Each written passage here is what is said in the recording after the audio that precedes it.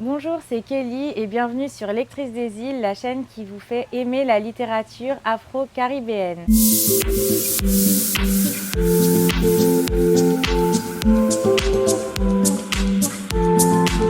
Alors aujourd'hui, je suis en compagnie de Madame Sylviane Condé qui va nous présenter son association et avec qui nous allons parler de littérature. Avant cela, je tenais à remercier la société Pure Vision, votre agence audiovisuelle en Guadeloupe, qui vous accompagne pour tous vos projets vidéo. Merci d'avoir accepté cette interview. Pour commencer, je vais vous demander de vous présenter et de présenter votre parcours également. Voilà, alors donc je me nomme merci de m'accorder cette interview, que ça permet aussi de me faire connaître aussi les activités de l'association Casa Condé.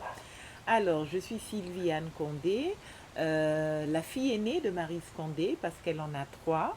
Moi, Sylviane Condé, ma sœur Leila Condé, qui est juriste, les deux sont juristes, et Aïcha Condé, qui vivent à Paris. Et moi, je suis retournée vivre en Guadeloupe depuis quoi? Depuis 3 4 ans. Avant, j'étais en Haïti. Et donc, voilà. En fait, je suis économiste de formation, diplômée de l'Institut de sciences politiques de Paris.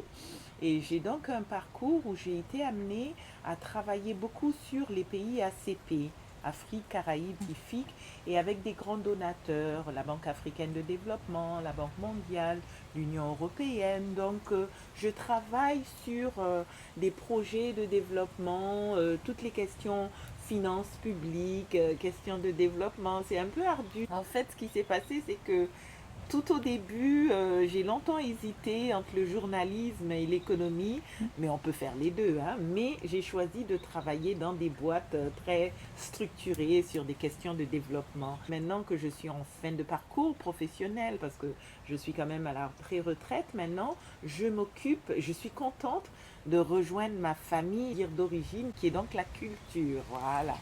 Alors donc, j'ai commencé avec l'association Casa Condé. Alors donc comme on le voit, vous êtes très bien placé pour toutes les questions autour de l'Afrique et de la Caraïbe, donc qui sont des questions qui nous intéressent beaucoup sur cette chaîne. Ah, très bien, Oui. très bien. Non, non, non, je suis d'abord contente aussi, pas, on peut pas dire contente, mais je suis un produit, n'est-ce pas, de la Caraïbe, de l'Afrique, avec ma mère qui était très engagée. Donc j'ai grandi en Afrique et je reste aussi très proche de la Caraïbe parce que je me sens aussi caribéenne et donc je trouve que c'est très intéressant d'osciller entre ces deux continents et de travailler quelque part à leur rapprochement aussi. Exactement. Justement, vous avez parlé de l'association Casa Condé, donc est-ce que vous pouvez nous présenter un peu cette association et ses différentes activités? Voilà, donc l'association Casa Condé, elle est née d'un besoin tout simple, c'est de faire connaître un peu plus la littérature et la pensée politique, académique, philosophique de Maryse Condé. Donc je dirais plus académique et philosophique, pour ne parler que des sujets qui ne fâchent pas, n'est-ce pas? Et donc Maryse est une écrivaine guadeloupéenne qui a quand même produit un nombre important de livres. Elle a eu beaucoup de distinctions. Et donc, revenant vivre en Guadeloupe, je me suis dit que bon, je pourrais accorder une partie de mon temps à faire connaître sa littérature, à discuter, échanger sur toutes ces questions qu'elle a soulevées, parce que les problèmes sont énormes, que ce soit les questions d'esclavage, l'identitaire, les questions d'évolution, de l'homme dominé, l'homme noir dominé dans le monde. Elle a embrassé un important champ et je pense que c'est important qu'on en discute. Et c'est toujours mieux qu'une personne tierce discute de ce qu'une personne a écrit. Et donc là, je suis arrivée, on est un groupe de 15 personnes dans le conseil d'administration et nous dirigeons cette association. Donc pour en revenir sur les activités, nous avons 9 principales activités, des conférences débats avec des auteurs, d'abord des livres produits par Maryse Condé, conférences débats, on invite des écrivains, des académiciens pour parler de l'œuvre de Maryse Condé, et aussi d'écrivains ou auteurs partageant sa vision. On invite aussi d'autres auteurs, ça peut être Ernest Pépin, ça peut être Alain Rutil, ça peut être Roger Thompson, enfin vous voyez, des politologues, Julien Mérion. Donc on les invite aussi, et le dernier en date, c'était Didier Detouche. Donc on les invite, d'abord c'est les conférences débats pour avoir des sujets de réflexion sur des questions très pointues, très poussées, sur toutes nos questions identitaires. Ensuite aussi, on va faire des expositions d'artistes, que ce soit des peintres, des sculpteurs, des photographes. Ça, c'est la deuxième activité qui est assez importante. Et la troisième aussi, c'est d'animer une bibliothèque sur les œuvres de Maryse Condé. On va bénéficier du transfert du fonds Maryse Condé du département. Il y a 1500 ouvrages. Maryse Condé aime dire que ce sont des ouvrages qui l'ont inspirée à être la personne qu'elle est actuellement. Donc c'est très bien, ces 1500 ouvrages Ah oui. ouverts avec peut-être une plus grande accessibilité, je ne sais pas, je pense, mais bon voilà. Et la bibliothèque qui va à des échanges avec les élèves du niveau scolaire, les collégiens, les lycéens et donc les étudiants aussi. Donc avec cette bibliothèque qui sera logée là-bas, ça pourra donner lieu à des activités sur des ateliers de lecture, des ateliers d'écriture, vous voyez.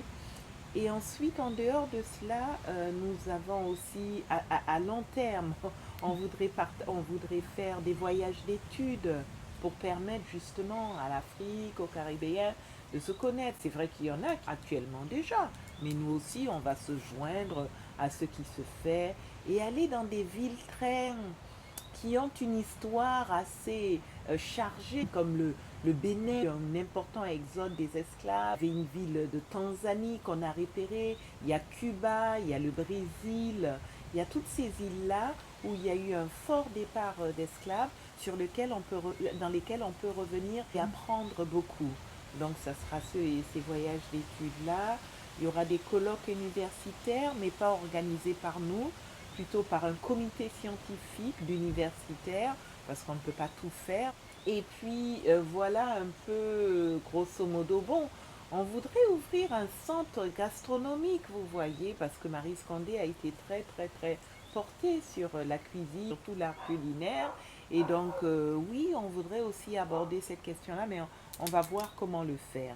Il faudrait quand même un bar lounge au sein de l'association où les gens peuvent venir se ressourcer, etc. Donc, ce qui nous a beaucoup encouragé, c'est que la mairie nous a mis à disposition, pas tout le pavillon de la ville de Pointe-à-Pitre, mais juste quelques salles, 3 salles au premier étage. Et donc, nous allons aménager, nous sommes en train d'aménager ces 3 salles-là. On aura une salle de bibliothèque, on aura une salle un peu de cinématographique où il y aura des documentaires, des films, et puis une autre salle de détente. Voilà un peu. Et on pourra donc communaliser l'utilisation des jardins et des salles au rez-de-chaussée. D'accord, donc c'est vraiment une association très très riche avec plein d'activités, donc que ce soit, alors déjà rien que associer littérature, nourriture, ça va parler à beaucoup de personnes. Le fait de pouvoir faire vivre l'œuvre, la pensée également de Maryse Condé et d'étendre à d'autres auteurs, au final, ça élargit le champ de cette association. Donc je trouve vraiment ça formidable. J'en profite aussi pour saluer Didier Detouche qui était mon professeur à l'université. Donc vraiment, c'est une association, pour ceux qui ne la connaissent pas, que je vous invite vraiment à aller voir son site internet. Je vous mettrai les informations dans la description de la vidéo. Comme ça, vous pourrez suivre son actualité et participer aux différentes conférences et être tenu informé des différents événements. Oui, d'ailleurs, je veux dire que l'intervention de Didier Detouche était magistrale. Celle qui a eu lieu le 1er juillet, où il a posé des questions, la legacy de Maryse Condé, ce qu'on en fait, comment on la voit, ce qu'il faut faire jamais. Non, c'était une très très belle intervention, une très très belle intervention. On a beaucoup apprécié. J'en doute pas. Comme on a parlé d'auteur, j'aimerais vous poser la question de savoir quel est votre rapport d'un point de vue personnel à la littérature. C'est une question un peu vague, mais on a tous un rapport particulier à la littérature. Oui. Alors, qu'est-ce qu'on peut dire? On peut dire qu'au début, ma mère m'a beaucoup incité. J'imagine. Au début, on ne peut pas dire que c'était ma passion première. Je suis une personne qui bouge et donc il a fallu qu'elle me calme, me fasse comprendre qu'il faut lire. Je me rappelle des livres qu'elle me donnait, La case de l'oncle Tom, j'en parle toujours. Quand j'ai lu, j'étais dans un tel état, ça m'a tellement chamboulé, remué. Après, je me suis mise à lire. J'ai lu beaucoup aussi les livres de France Fanon, ça m'a beaucoup inspiré aussi. Enfin bon, j'ai toujours... non, j'ai beaucoup lu sous son influence et j'ai continué à lire, mais on peut dire que ces dernières années, je trouve que j'ai un petit peu relâché avec l'informatisation, Internet et tout. Et c'est vrai que je me secoue de devoir vraiment continuer à lire les ouvrages papier. C'est devenu un véritable défi. Mais quand même, je continue à lire parce qu'il y a tellement, tellement de beaux ouvrages Oui, actuellement. Et donc, voilà. Et je trouve que en Guadeloupe, on est vraiment proche des auteurs. Il y a des publications, nous sommes invités à des dédicaces de livres. Et donc, c'est très intéressant. oui, oui, oui. Il y a une richesse Voilà, culturelle ici qui est voilà, vraiment très importante. voilà, qui nous permet de garder pied avec la lecture. Exactement. J'étais d'ailleurs au salon des auteurs. Les salons des auteurs, j'ai fait l'ouverture des salons des auteurs. C'était très très bien aussi, où il y avait quand même une quantité importante. C'était organisé par Cap Excellence et la Mhm. ville des Abymes, des Maos. C'était très bien. Très, D'accord. très bien. Voilà. D'accord, donc comme vous le voyez, il y a beaucoup d'événements autour de la Oui. littérature en Guadeloupe. Est-ce que vous pouvez nous parler de 3 livres qui vous ont marqué? Voilà. C'est un Alors, peu dur d'en choisir oui, que 3. c'est un peu dur d'en choisir que trois. Je vais commencer avec le premier, En attendant le bonheur. Il s'appelle Here Makanon en langue bambara. Ça veut dire En attendant le bonheur. Et c'est le premier cri de cœur de Marie Scondé. Je l'adore. Je pense que parce que oui, parce que je me reconnais en elle. Et donc, c'est cette Guadeloupéenne qui arrive en Afrique et qui est à la recherche, n'est-ce pas, de ses aïeuls, recherche de son histoire. Et on peut dire que quelque part, elle est un petit peu déçue parce que c'est pas tout à fait à quoi elle s'attendait. Elle tombe sur un président qui, à cette époque, elle trouvait qu'il était dictateur, qui avait commis beaucoup d'exactions vers des jeunes étudiants. Donc c'est pour vous donner elle a d'abord fait un cri de cœur où tout le monde, tous les afro-descendants pensaient que la solution c'était le retour en Afrique. Brice Condé est revenu en disant non, finalement c'est pas tout à fait ça. Il y a peut-être une autre voie. Et donc, j'aime le livre parce que c'est un livre qui dit la vérité, parce que c'est un livre qui est courageux, parce que c'est un livre qui remet en cause les choses avant que les autres personnes en fait, que l'humanité en tout cas ne le dise aussi clairement. Donc oui, j'ai beaucoup aimé ce livre-là.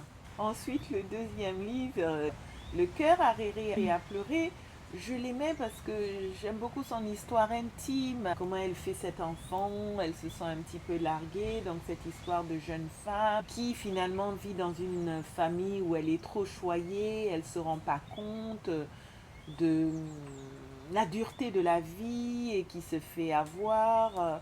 Donc j'ai une très grande sympathie pour elle et je pense que peut-être que une femme comme moi, ça m'a rendu un peu trop méfiante. C'était peut-être pas la peine.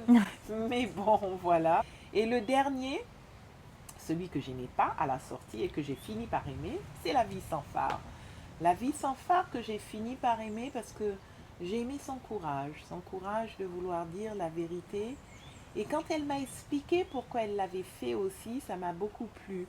Parce qu'elle m'a montré qu'en fin de compte, elle voulait montrer aux femmes, surtout aux femmes, un langage aux femmes, parce que vous savez que Marie Scondé a une relation particulière avec les femmes à qui elle écrit. C'est de dire qu'on peut commencer dans une situation très désavantageuse, ne pas avoir les qualifications qu'il faut pour le job, être dans une situation avec une vie sentimentale qui vous détruit, qui vous ravage. Mais à force de courage, à force de persévérance, si on maintient sa trajectoire, si on maintient ses aspirations, son but, on arrive vraiment à atteindre ses objectifs.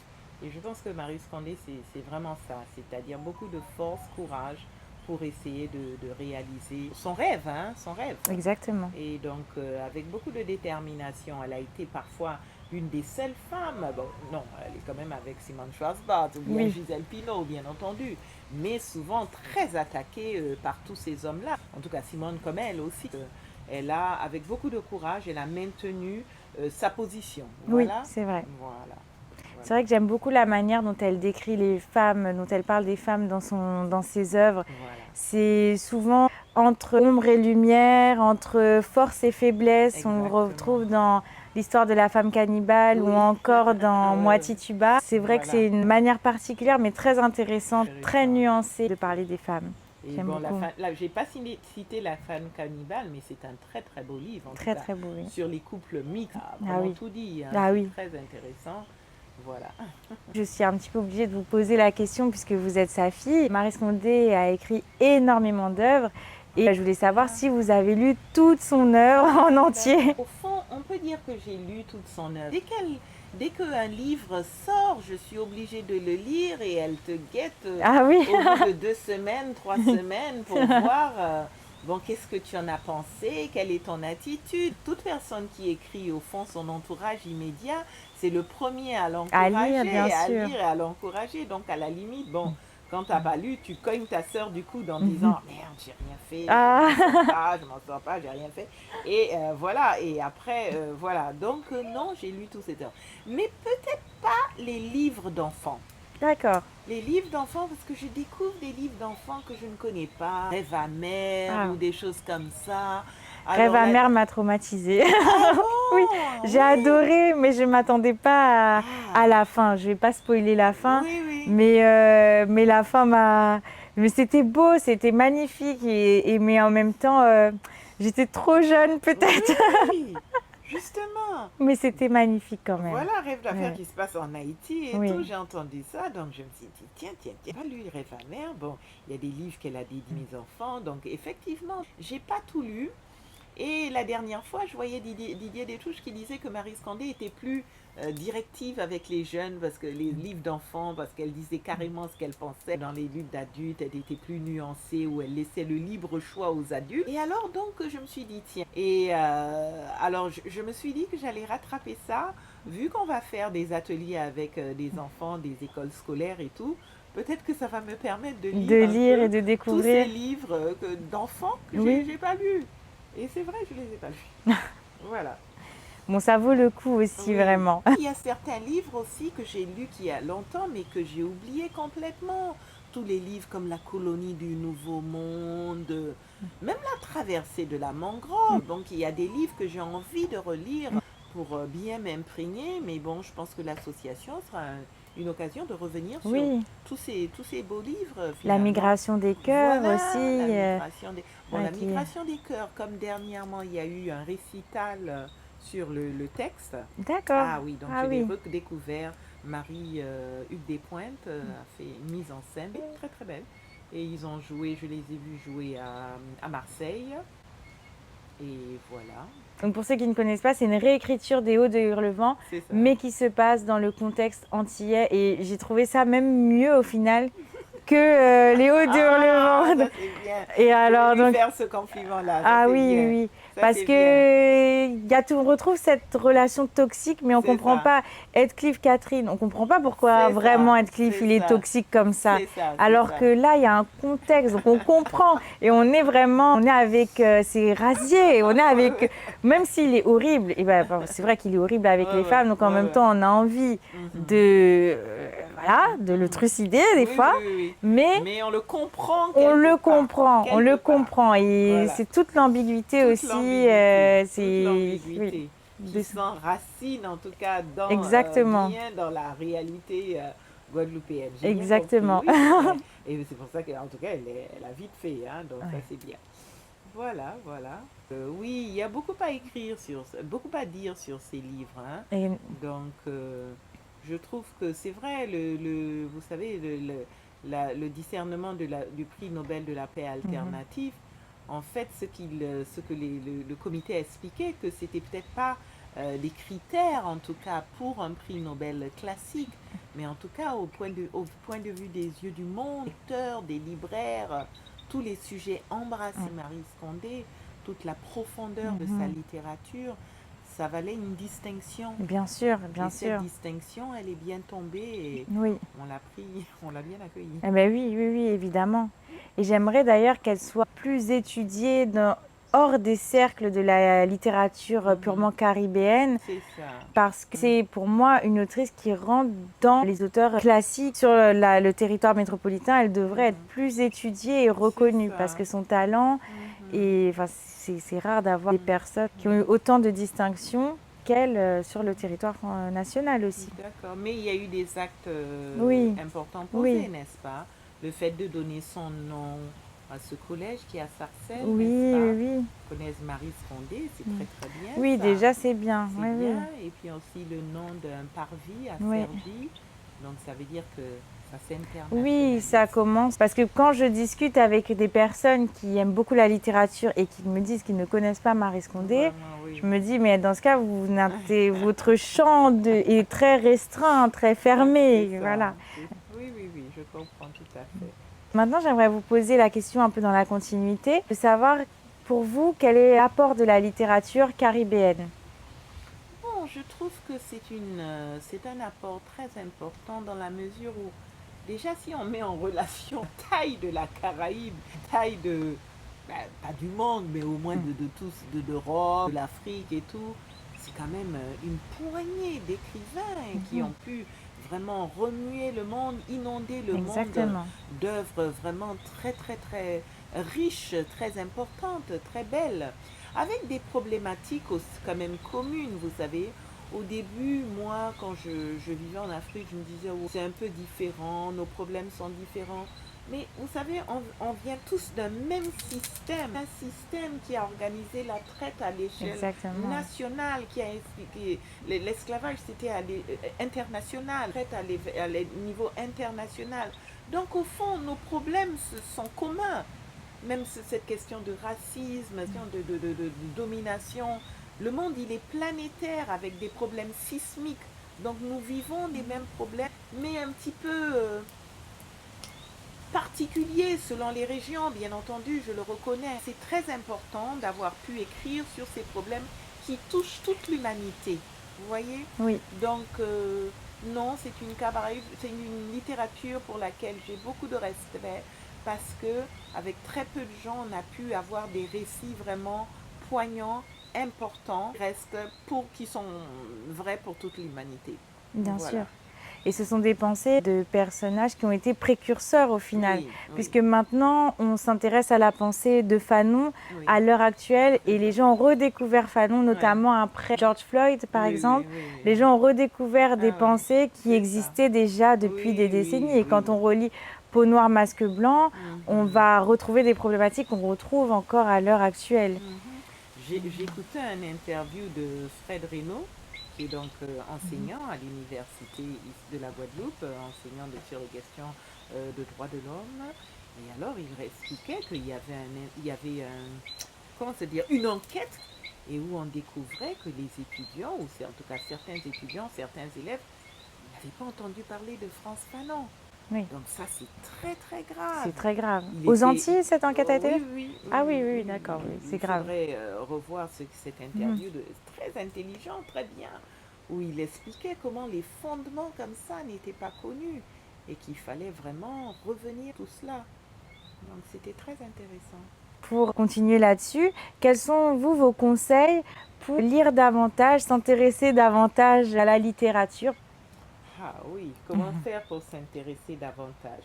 Bon, d'abord, je trouve que il n'y a pas tant d'émissions littéraires que ça, vous Non, voyez, il en parce que manque. avant, vous vous rappelez l'émission de Bernard Pivot, mais on regardait ça avec attention.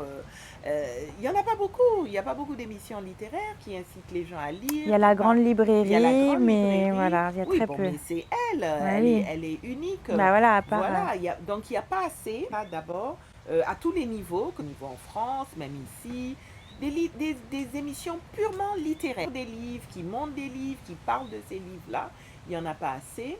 Deuxièmement, il faudrait peut-être aussi avoir plus de... Bon, il y a des salons de livres, inciter les jeunes, vraiment inciter à lire à travers les professeurs, écrivains, plus de rencontres, plus d'interactions, Voilà, pour le moment, on se laisse un peu malmener par l'évolution des choses et il faut réagir d'une certaine façon. Et on comprend pourquoi.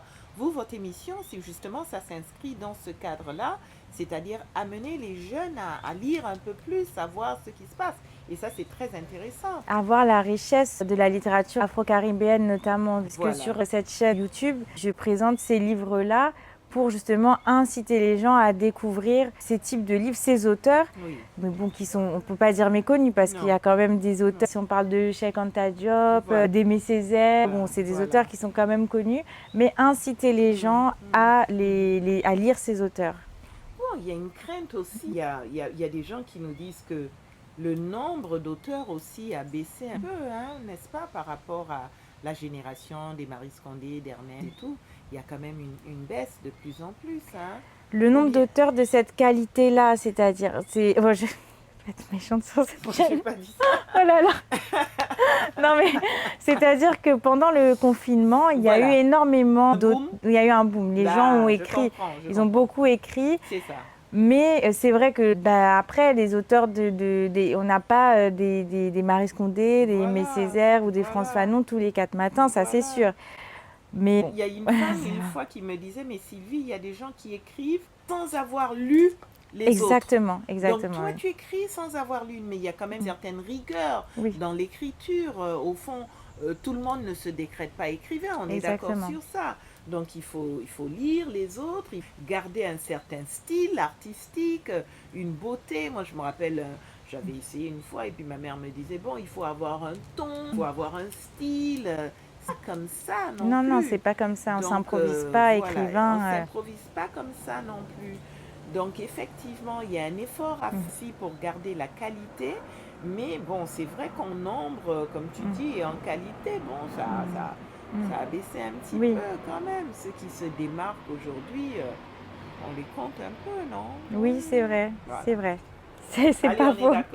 On est d'accord depuis le début. Pour finir cette interview, j'aimerais bien avoir une citation, soit d'auteur, bien sûr, ou soit d'un livre ou d'un auteur que vous avez aimé. Les mots, c'est bien connu, ne servent pas seulement à créer du sens.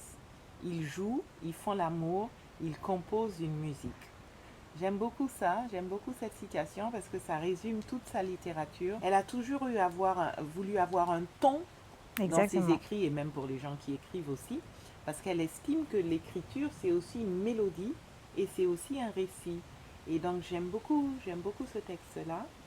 Ensuite, un autre texte, une autre citation qui me façonne en tant que personne et que j'aime beaucoup, c'est marrant, c'est celle de Martin Luther King qui écrivait sur les individus et je pense qu'il galvanisait un peu la population noire américaine à donner du meilleur d'elle-même parce que voilà une population que j'admire parce qu'elle est née de l'esclavage et elle a mis vraiment tout son effort pour travailler et se mettre dans des positions où elle peut dominer le monde. C'est une population qui ne s'est pas construite contre le travail. Donc j'avoue que j'ai beaucoup d'admiration pour elle. Et alors il disait que dans le monde, de façon générale, il fallait il fallait maîtriser son art, c'est-à-dire l'art de sa profession, être le meilleur dans ce qu'on fait. Lorsque vous choisissez un métier, faites tout pour être le meilleur. Lorsque vous avez les deuxièmes points, lorsque vous avez des convictions, tout faire pour vraiment